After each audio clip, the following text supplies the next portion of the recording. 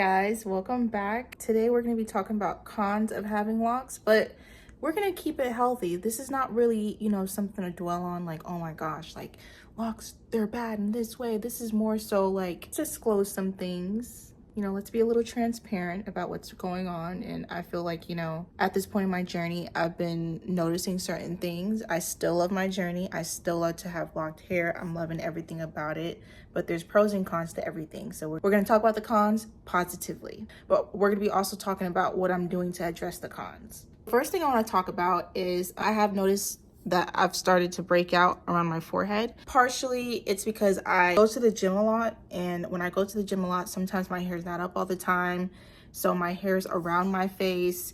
Sometimes I break out right here where my hair sits.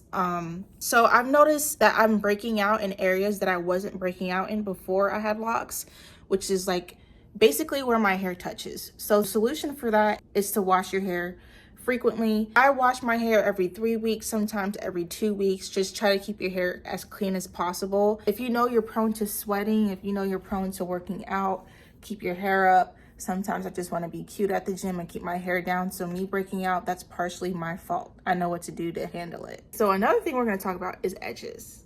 Edges, I've noticed that, okay, I'm going to tread lightly when talking about this.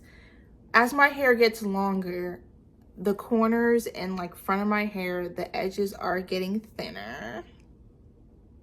In the beginning of my journey, I did suffer from trichotillomania, where I was picking my corners and stuff like that. I haven't picked it in a long time, but one thing that I was really grateful for was that my edges were growing back because I just got the locks. And I think that was partially because I wasn't picking at that area. I was letting my hair do its thing. I wasn't manipulating it or anything like that. So my edges did grow back, but then now they're starting to thin again. And the reason why I feel like they're starting to thin is because of my hair getting longer. So my hair is getting heavier. That's another thing that happens with locks. As they get longer, they get heavier, especially when they're wet. But yeah, I'm starting to thin a little bit in this area, I'm noticing. So what I'm doing to combat that is I'm basically doing really loose ponytails. Like this ponytail that I have right now, it's a loose ponytail, but also I'm like leaving my edges out. So the front of my hair is out, it's loose, and the back is a little, it's contained and everything like that. So I've been loving those type of hairstyles where I leave my edges out. And when I do ponytails, I just try not to do them too tight. When I do braid outs, hairstyles, curls, I try not to do it too tight, especially around the edges.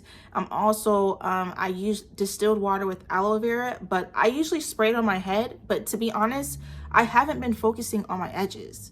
I've just been focusing on the middle of my scalp and massaging it. So I've started to focus and target my edges with the aloe vera juice mixed with the water to kind of help in aiding it grow. Another disclosure / thing that I want to talk about is I've noticed something. I recorded a video the other day where I was like trimming off these little balls. Well, you can't really see it here, but like, loose ends, like kind of like this, to where they're capable of snagging on like clothes, zippers, jewelry, and stuff like that. And I know what makes them more prominent now.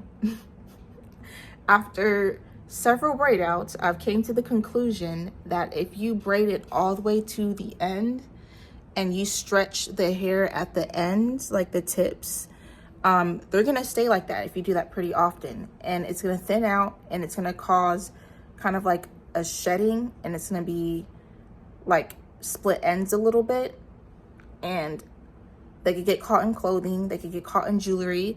So my alternative for that is, when it comes to doing the styles like braid outs and bantu knots, I've twisted the ends. So I braid all the way to like right here, and then I twist the ends and I ball it, but I don't stretch and ball it. I just ball it. If I have hairs like sticking out in here and there, it is what it is. But I ball it as best as I can. Thank God, it's a bit thinner, so it kind of stays like that. But that's just something that I noticed too. Another con, I don't know if anybody else goes through this, but even when I was doing the braid out yesterday, I noticed there was a certain section of my hair that had like a tension and like a soreness to it. I don't know if it's just tender in that area because of the hairstyles, but I really didn't do that many hairstyles. And if I did light hairstyles.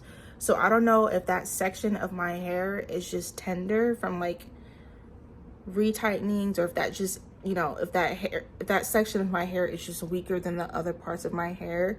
I just noticed that, you know, even though everything kind of looks uniform, everything looks like it's just one working part, there are different areas of my head that require certain types of care because they're either thinner or they just feel more tender.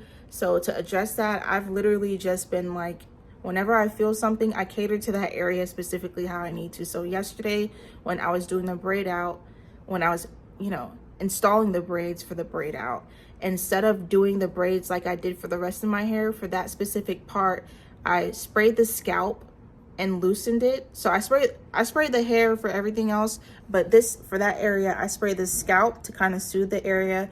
I massaged it and then I braided it. But when I braided it, I left like a space like 2 inches from the scalp. It wasn't tight and causing my scalp to be sore. I have another con, or just a difficulty that I'm experiencing too when it comes to your hair getting longer. We all want our hair to get longer. We all want edges. Some people want waist length. That's not me. But as your hair gets longer, you have to do more detangling. And it's harder to detangle because your scalp, like the consistency and how thick the lock is towards your scalp is different than your actual ends, because your ends are the most mature. So as your hair gets longer, you have to navigate through more hair to separate the strands and the locks. But you also have to be careful because it's thin towards the root. So what I've been doing is I've been spraying my scalp and I've been using my palms and kind of like massaging it. And then I go through with the comb and kind of like loosen it up a little bit. And that makes everything like way more easier to detangle. But yeah, that's all I have to say for today. Hopefully this finds you well, and see you next time.